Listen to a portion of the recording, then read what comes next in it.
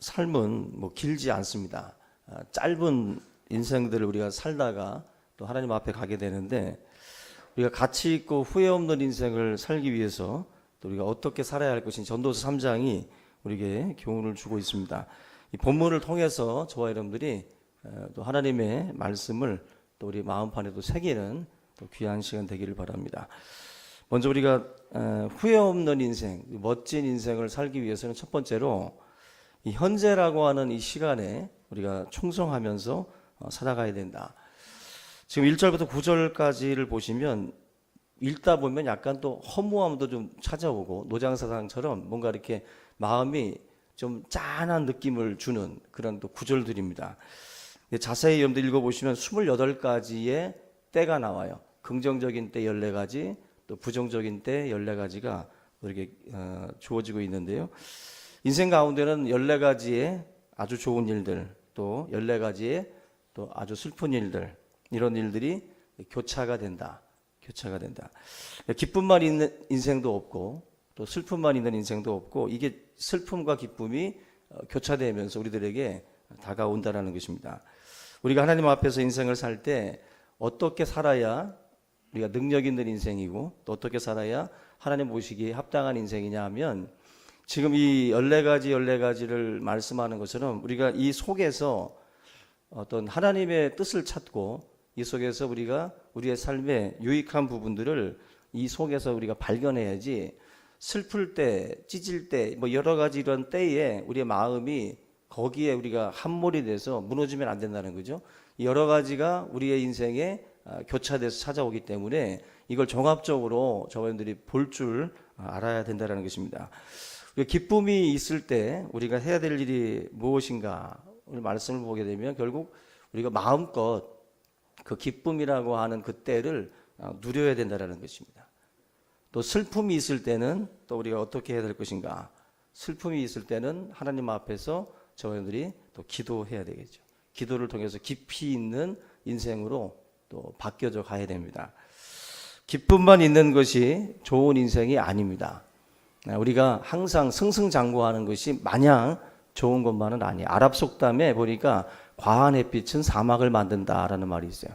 너무 좋은 날들만 쨍쨍 찌면 사막이 되는 것처럼 우리 인생도 승승장구하고 뭔가 다 잘 되는 것만이 능사는 아닙니다. 너무 어떤 분은 거절이라고 하는 것을 한 번도 안 겪어본 분들도 있습니다. 뭐 연애를 할 때도 그냥 윙크 한 번만 하고 다 넘어오고, 그죠? 어떤 사람은 100번을 프로포즈를 해도 안 넘어오는데, 누구는 그냥 1월 달에 사귄 애가 다르고 3월 달에 사귄 애가 다르고, 그냥 막 달마다 철마다 때마다 달라지는 애들이 있고, 어떤 애는 변함없이 혼자 계속. 우리가 보면 이게 살면서 보면은 어떤 그 좋은 일들이 이렇게 많이 있던 애들 같은 경우는 문제가 뭐냐면은 넘어지면 팍 넘어져요. 왜냐하면은 이 거절당함이라는 것을 전혀 겪어보지 못했기 때문에, 만약에 회사를 다니면서도 뭐 회사에서도 뭐 쫓겨나보기도 하고, 만약에 입사원서를 넣어도 잘리고, 이런 게 막 많이 있었던 분들은 그걸 어떻게 보면 담담하게 잘 이겨내 갈 텐데, 이런 것들이 전혀 없이 너무 승승장구하던 사람들은 넘어지면 크게 넘어집니다. 병이 없던 분들이 한번 병에 걸리면은 크게 넘어지는 것처럼 인생도 과한 햇볕이 결국 우리를 사막화시키는 경우들이 많아요. 그런 점에서 우리가 꼭 지금 다 잘 나가고 있다고 해서 그게 꼭 좋은 것만은 아니다. 항상 말씀드리듯이 결핍이라는 거, 또 거절당함이라는 것이 우리 인생에 사실은 필요합니다. 그런 걸 통해서 사실은 우리가 흔히 말하는 내공도 길러지는 거예요. 그죠? 견딜 수 있는 힘도 얻어지는 겁니다. 지금 우리가 이 기쁨만 있다라고 한다면 얼마나 좋겠어요. 항상 그런 생각들을 하잖아요. 근데 이런 계속된 축복은 우리를 바싹바싹 말라지게 한다. 그래서 비바람도 치고 풍랑도 일고 여러 가지 이런 것들이 사실 우리들에게 도움이 안 될 것 같이 보여도 그 시간들이 도움이 된다는 거죠. 예전에 남해안 쪽에 적조현상이 일어나가지고 얼마나 힘들었습니까? 근데 그 적조현상이 일어났을 때 결국 필리핀 쪽에서 올라온 태풍이 한번 휘몰아치면서 뭐 가옥이 붕괴되고 뭐 여러 가지 일은 있었지만, 지나고 나니까 태풍의 역할이 적조를 딱 사라지게 만들어버려요. 필요 없을 것 같은 태풍도 그 태풍을 통해서 한번 바다를 휘저어주면서 뭔가 이렇게 새로운 국면으로 나아가게 하는 것처럼 우리 인생도 뭔가 이렇게 쭉 가던 분들에게 갑자기 뭔가 내가 가는 길에서 갑자기 뭔가 길을 이탈하게 만드는 일들이 있습니다. 평안하게 잘 가다가 갑자기 이탈하는 현상들이 나타나요. 그러면은 이거 왜 이런 일이 벌어질까 하지 말고 그것도 하나님의 섭리죠. 나로 하여금 나는 나의 계획과 나의 생각이라면 항상 그 수준을 못 벗어요. 우리가 항상 그러죠. 내가 코디하면 한계가 있어요. 근데 다른 사람들이 다 코디네이터들이 붙어가지고 해주지 않아요? 그런 것처럼 우리 인생도 내가 계획하고 내가 설계하고 내가 다 한다고 다 좋은 게 아닙니다. 내 계획대로 다 된다고 올해는 성공했어가 아니라 내 길대로 안 갔어도 합력해서 하나님은 선을 이루신다라고 믿어야 돼요. 하나님이 나의 인생에 지금 뭔가 사닥다리 하나 거주시는 거예요. 너는 지금 일로 갈 줄 알았지? 아니다. 한 다리를 더 만들어가지고 내가 전혀 예상하지 못했던 그쪽으로 하나님이 우리를 이끌고 나가시는 거죠. 그래서 우리가 기쁠 때 또 좋은 일들 있을 때도 좋지만 내 인생에 어떤 원하지 않던 일들이 벌어졌다 해도 그것이 오늘 이 전도서 3장을 보게 되면 그것도 다 하나님께서 유익되게 하신다라고 하는 것입니다. 오늘 저와 여러분들이 그런 부분에서 지난 시간 2018년에도 그런 일들을 겪었을지 모르겠고 또 2019년에도 그런 일들이 이렇게 다가올지 모르겠지만 그 상황에서 저와 여러분들이 오늘 말씀을 꼭 기억을 하고 그때가 우리에게 왔을 때 이것도 하나님 잘 넘어갈 수 있기를 주님의 이름으로 부탁을 드립니다. 우리나라는 이제 4계절이 있는데 봄, 여름, 가을, 겨울 중에서 어떤 계절이 좋냐고 물어보면 뭐라고 말씀하세요? 어떤 분은 여름이 좋다, 겨울이 좋다 말을 하죠. 근데 제일 건강한 건 4계절을 다 좋아해야 돼요. 이제 봄은 봄대로 좋고 여름은 여름대로 좋고 가을은 가을대로 또 겨울은 겨울대로 좋아하는 거죠. 그걸 꼭 구분해서 갑자기 물어보면 내가 뭐 좋아했더라? 그건 4계절을 다 좋아한 거예요. 결국 분명하지 않은 건데 그래서 사실 건강하다라고 하는 것은 모든 계절을 다 즐길 줄 아는 게 사실은 건강한 거죠. 그죠? 가을도 좀 느낄 줄 알고 겨울도 느낄 줄 알아야 건강한 거지. 나는 겨울은 싫어 하고서 그냥 꼼짝달싹 안 하고 그냥 방에 처박혀가지고 아예 안 나오는 분들이 있죠. 그거는 또 건강한 게 아니죠. 우리가 이 4계절이라고 하는 것들을 다 즐길 줄 알아야 돼요. 여름은 어때야 됩니까? 여름 다 와야 된다 그러죠. 그죠? 2018년 여름처럼 아주 뜨거워야 돼요. 장작불 다 모닥불 펴놓고 막 우리가 40도에 캠프파이어 했잖아요. 그 정도 돼야 돼. 그게 여름이죠. 여름다운 여름. 그 사진 보면 전혀 못 느끼지. 40도 더위에 장작불 펴놓고 캠프파이어 하는 교회는 우리 교회밖에 없었던 것 같아요. 근데 또 여름은 여름 다 와야 된다고 하는 말이 그래야 또 곡식이 연근다고 그러죠. 우리는 곡식을 재배하지 않으니까 짜증나죠. 곡식 익든 말든 하여튼 좀 시원했으면 좋겠는데 그래도 계절은 계절 다 와야 그래야만이 뭔가 전체적인 균형을 잡아주는 거죠. 그죠? 여름이 만약에 17도, 18도 돼가지고 추워서 잠바 입고 돌아다니면 이상기온이죠. 뭔가 기상이변이에요. 그래서 뭔가 그 해에 어떤 잘못된 어떤 일들이 우리에게 다가올 수 있죠. 분명히 여름이 여름 다 와야 되고 겨울은 겨울 다 와야지 겨울에 갑자기 덥거나 이런 일들이 벌어지게 되면 분명히 문제가 있다라고 하는 것입니다. 저는 우리 인생도 때라고 하는 게 여름, 겨울 그 때가 있는 것처럼 인생도 10대, 20대, 30대, 40대, 50대 다 때가 있어요. 또 빠지신 분들 서운할까 봐 60대, 70대, 80대, 90대 하여튼 다 때가 있어요. 근데 그 때마다 뭐가 있습니까? 딱 그 어울리는 어떤 그 행동들이라는 게 있어요. 어울리는 행동들은. 그래서 여러분들 우리가 살아가는 그 삶을 어떤 분들은 인생 다 산 것처럼 막 얘기할 때가 있는데 제가 그 읽은 그 글귀 중에 와닿았던 글귀가 뭐냐면은 지금 우리가 살아가는 인생 중에서 가장 젊은 하루를 살아가고 있다. 여러분 인생에서 오늘이 제일 젊은 하루예요. 그만큼 우리가 지금 이 때를 가장 내 인생에서는 제일 젊을 때고 젊은 시간이니까 이 시간을 놓치면 또 계속 늙어가는 겁니다. 우리가 이 젊음의 때, 20대는 20대에 우리에게 요구되는 어떤 그 행동이 있어요. 20대 하면 특징 짓는 게 열정입니다. 20대 하면. 근데 그 20대라고 하는 그 열정의 시기에 어떤 분은 너무 침착한 분이 있어요. 너무 침착해가지고 천천히 하지요. 뭐 이런 말들 쉬어가면서 하지요. 막 이렇게. 제가 청년들하고 뭐 다녀보면은 청년들 중에 좀 젊은 애들은 막 겨울바다도 막 뛰어들려고 그래요. 근데 30, 40만 돼도 미친놈들 하면서 바닷가에 앉아가지고 저것들은 미친 거야 하면서 20대 젊은 애들은 막 겨울바다 들어가려고 막 하고 뭔가 막 신용을 해. 근데 약간만 나이가 들어도 저건 저 때나 하는 거라고 합니다. 맞아요. 그 중고등부나 또 청년부 초창기 때는 이제 막 겨울바다도 좀 뛰어들어야 청년답죠. 그죠? 청년들이 그런 거 하지 않고 그냥 방구석에만 있고, 그죠? 우리 뭐 해돋이 보러 가자고 그래도 그냥 방에 이제 어제 해가 오늘 해고 오늘 해가 내일인데 뭘 그걸 보냐고. 우리 어른들은 그런 말 해요. 그 해가 그 해라고. 근데 젊은 놈들도 그런 말 하면 안 돼. 우리 약간 나이 드신 분들이야 그런 말을 해도 돼요. 지난번에 우리 해돋이 보러 가자고 했더니 정병 기사님이 그 해가 그 해인데 뭘 그러시더라고요. 근데 사실 우리 똑같은 말을 해요. 그 해가 그 해지 뭐 떴던 해가 그 해지. 그런데 그래도 젊은 그 20대나 10대 때는 그런 말 하면 안 된다고. 그때는 가서 보자고. 이글이글 타는 저 태양을 좀 끌어안으러 가자고. 그런 말을 해야지. 그때에도 그딴 식으로 얘기를 해버리면 그 사람은 아마 30, 40만 돼도 그냥 어디 경로당 알아보고 뭐 있을 나이가 될 거예요. 전혀 때에 어울리지 않는 행동들이 있어요. 근데 막 70, 80 되신 분들이 겨울바다 뛰어들자 그러면 우리가 말려야 되지. 근데 20대나 10대 때는 가서 감기 걸려도 돼. 금방 회복되니까.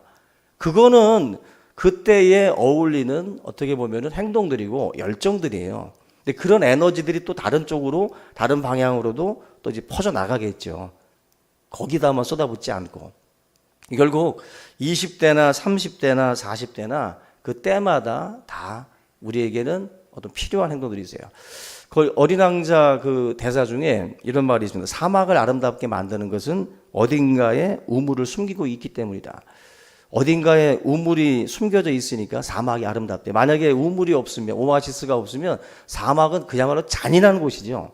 우리 인생도 이 말씀을 가만히 내가 좀 생각을 해보니까 사람을 만났을 때 그 인생이 그 겉으로 보여지는 게 이게 사막처럼 보여지는 분들이 있어요.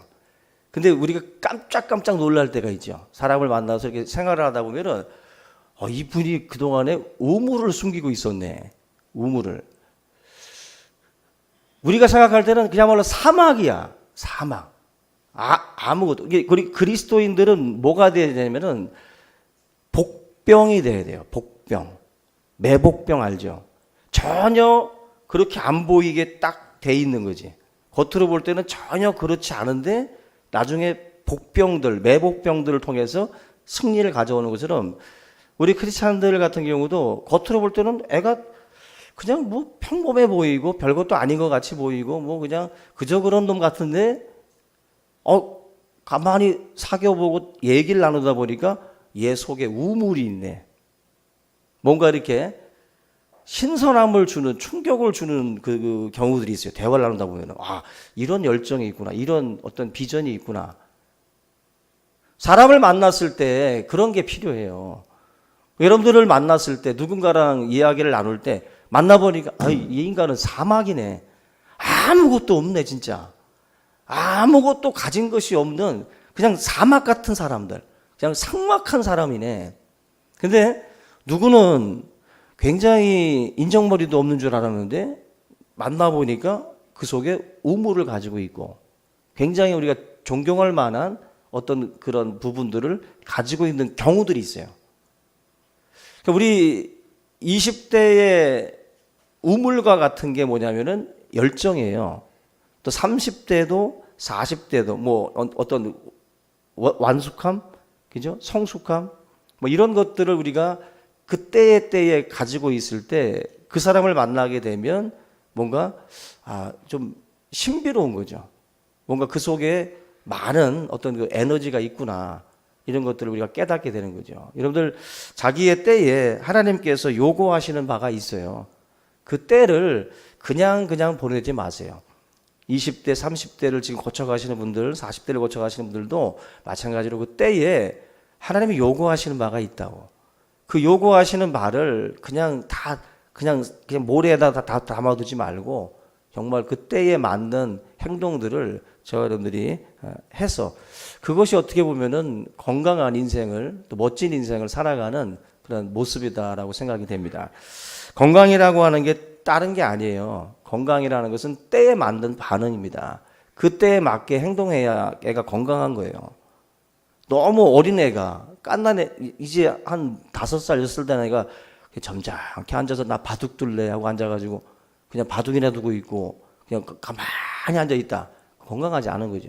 그 나이 때는 막 애들이 막 보면은 엄청 돌아다녀요. 그때에 맞는 반응을 해야 사실은 건강한 것입니다. 어떤 사람이 건강하냐? 웃어야 할 때 웃어야 되고요. 남들이 울 때 같이 울 수 있어야 돼요. 공감 능력 떨어지는 사람들이 있습니다. 울어야 할 때 웃고 앉아 있고, 웃어야 될 때 또 울고 앉아 있습니다. 언짢은 표정하고 있고, 그거는 건강한 게 아니에요. 여러분들이 우리가 길러야 될 능력 중에 공감 능력이라는 게 있다고 그러잖아요. 우는 자와 함께 울고, 기뻐하는 자와 함께 기뻐할 수 있는 거. 그게 공감 능력인데, 그게 공동체 안에서 얼마나 필요한 겁니까, 그게? 그걸 잃어버리면 사실 건강한 게 아니에요. 여러분들이 교회 안에서도 때에 맞는 반응들 하셔야 돼요. 때에 맞는 반응. 그리고 상대방과의 그 대화 속에서라든지 또 행동 속에서도 때에 맞는 반응들을 할 줄 알아야 돼요.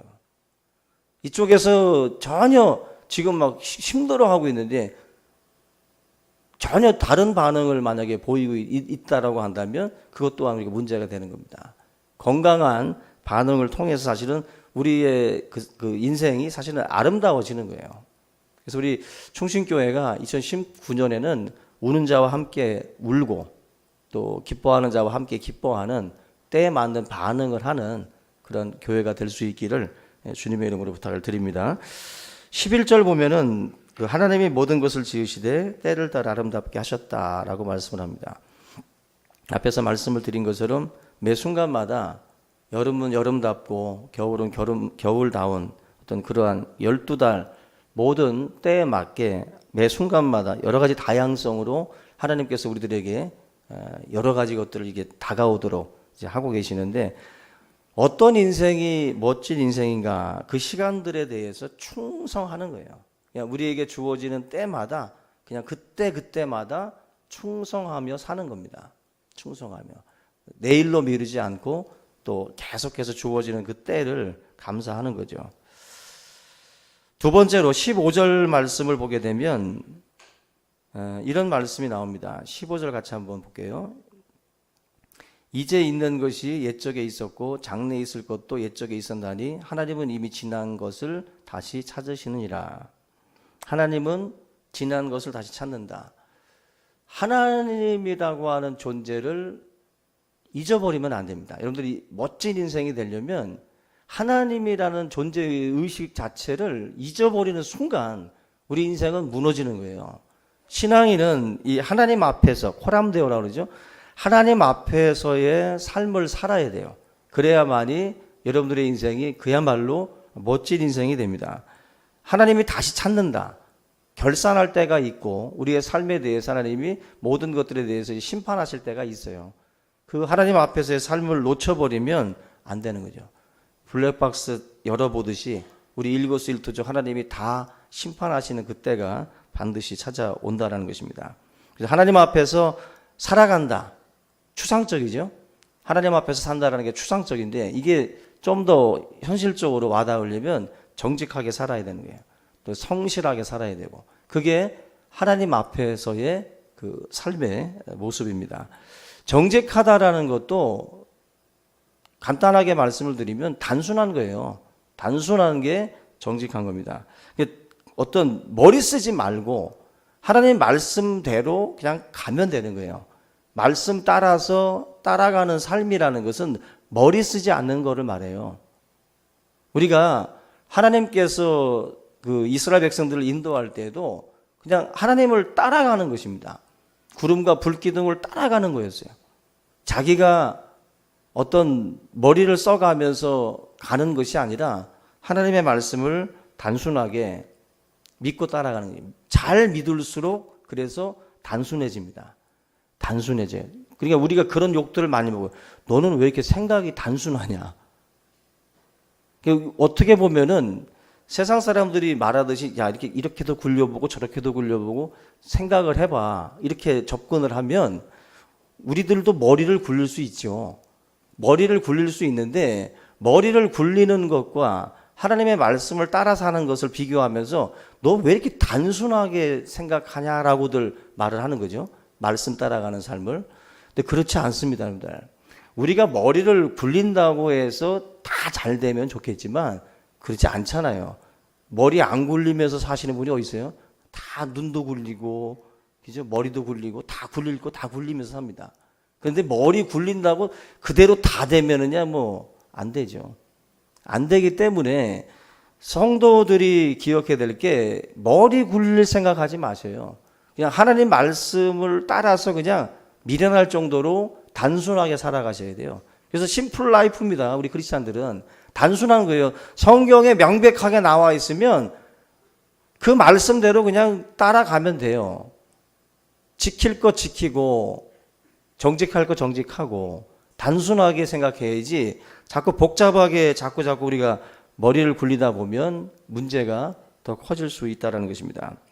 하나님을 떠나서 거짓말하는 사람들, 거짓모, 술수, 음모, 꾸미는 거.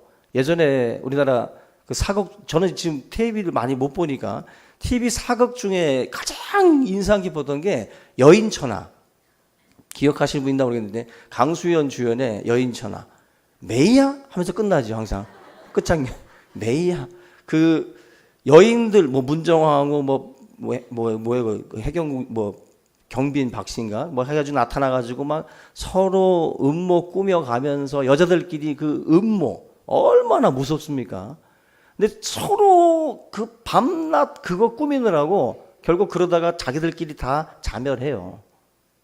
우리의 삶이라고 하는 것이 하나님 앞에서 살아간다라고 하는 것은 사실 이런 음모를 꾸미게 되면 문제가 커집니다. 오히려 하나님 앞에서 단순하게 말씀 앞에 우리가 서고 정직한 인생으로 주님 앞에 나아가는 자세가 되게 중요합니다.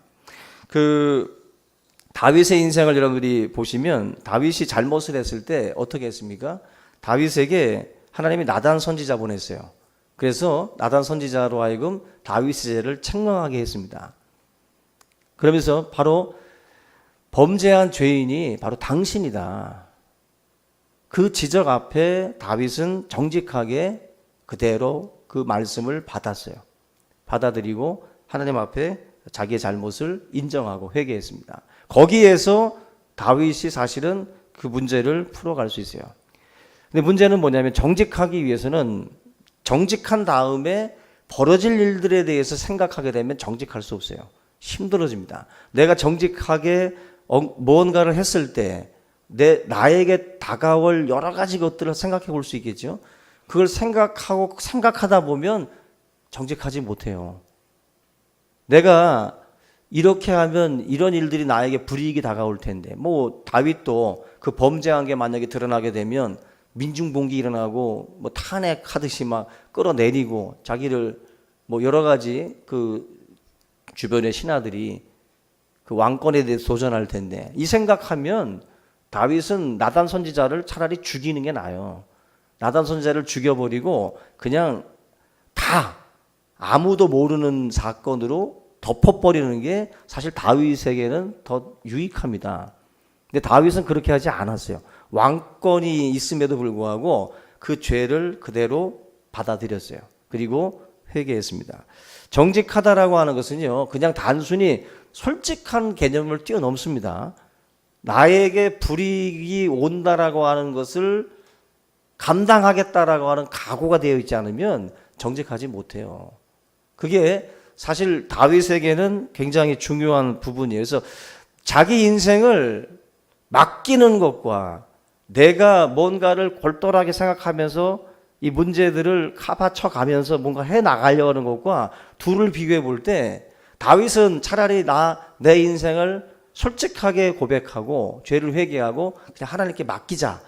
내가 왕자에서 물러나든 하나님의 그 모든 그 죄값을 받는다 할지라도 내 그걸 걸어가겠다라고 선택을 한 거예요. 거기에 결국 하나님께서 역사하신 것이고 다윗의 그 인생이 그 회개를 통해서 사실은 회복되어지는 것을 우리가 볼 수가 있습니다. 탕자 이야기도 똑같죠. 탕자도 그 아버지에게 죄를 범하고 난 뒤에 돌아올 때 이게 정직하게 돌아오잖아요. 정직하게 돌아오고 나를 품꾼 중에 하나로 써주십시오. 그리고 그 이유를 생각하지 않습니다. 자기를 어떻게 대하든지 그거는 이제 중요하지 않고 아버지께 완전히 자기를 이제는 맡겨버리는 겁니다. 품꾼으로 대하든 아니면은 뭘로 대하든 이제는 아버지께 자기의 처사를 맡겨버린 거예요. 맡긴 인생에 대해서 결국 어떻게 됩니까? 가락지 끼워주고 새 신발 신겨주고 새 옷 입히고 송아지 잡아서 잔치 벌리죠. 하나님께 맡기는 인생은 승리합니다. 근데 정직하지 못하고 회개하지 못하고 우리가 우리 인생을 자꾸 풀어가려고 머리 굴리면 아무것도 안 풀려요. 오히려 더 꼬입니다. 하나님 앞에 저와 여러분들이 정말 품꾼의 하나로 써주십시오. 내가 죄인입니다라고 고백한 다윗처럼 그렇게 하나님 앞에 나아갈 때 우리의 삶이 더 아름다운 인생으로 변화될 줄로 믿습니다. 마지막으로 11절 보면은 또 사람에게 영혼을 사모하는 마음을 주셨다라는 말씀이 중간에 있습니다. 이 11절 말씀은 우리가 신앙생활을 할 때 하나님 앞에서의 삶을 염두에 두라고 하는 것처럼 우리가 신앙생활을 할 때도 영혼을 사모하는 마음들이 항상 깔려 있으셔야 돼요. 신앙생활을 할 때. 그러니까 이 땅에서 그냥 살다가 그냥 썩어지는 것으로만 만약에 생각을 하게 되면 뭐가 찾아오냐면 인생의 허무함이 찾아옵니다. 여러분들도 분명히 뭔가 이렇게 살면서 허무함을 느끼시는 분들이 있을 거예요. 허무하다. 그게 아마 꼭 솔로몬 같이 부자만이 그걸 느끼는 게 아니라 살면서 이런 어떤 헛된 것 같은 막 느낌들이 막 오고 뭔가 마음속에 어떤 우울한 감정들이 찾아올 수가 있어요. 그 이유 중에 하나가 뭐냐면 이 11절 말씀 영혼을 사모하는 마음이 없기 때문에 그래요. 영혼을 사모하는 마음. 그러니까 이 땅이 다인 것처럼 사는 분들이 있어요.